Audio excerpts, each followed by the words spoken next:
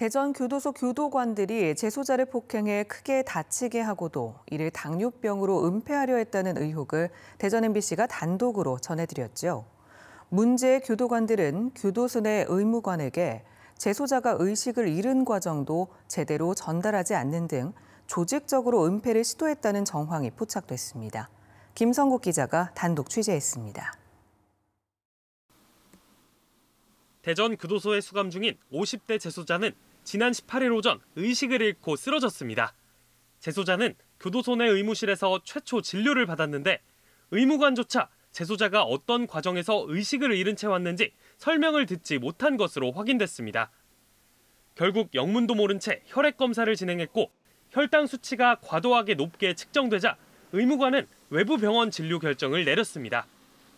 교도관들의 은폐 속에 외력에 의한 장기 손상과 몸속 출혈이 발생하고 있다는 사실은 최초 호송된 건양대 병원에 가서야 확인할 수 있었고 재소자는 치료가 가능한 충북대 병원으로 또다시 옮겨져야 했던 겁니다.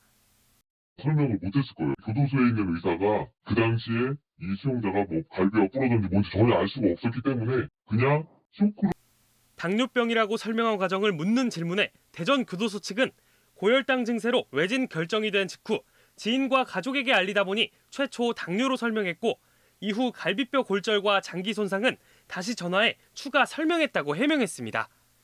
대전 교도소 측은 은폐 의혹은 없었다고 재차 밝혔지만 취재진이 담당 상임위인 국회 법사위 위원을 통해 요청한 자료조차 기존의 답변 내용을 거의 붙여넣기식으로 제출하는 등 무성의한 태도로 일관하고 있습니다. 성의 없는 답변 태도는 일단 사건을 숨기기에만 몰두하는 것으로 보입니다. 이런 법무부와 교정기관의 오만한 행태에 대해 국정감사를 통해 꼼꼼히 따져 묻겠습니다. 보도 이후 대전 교도소 측은 내부 정보가 새고 있다며 교도관들을 상대로 교육하는 등 입단속에 나선 것으로 알려졌습니다. 재소자는 현재 추가 검사와 치료를 위해 아직까지 대학병원에 입원해 있는 가운데 교도소 측은 재소자 건강에 이상이 없다며 퇴원을 서두르고 있는 것으로 전해졌습니다. MBC 뉴스 김성국입니다.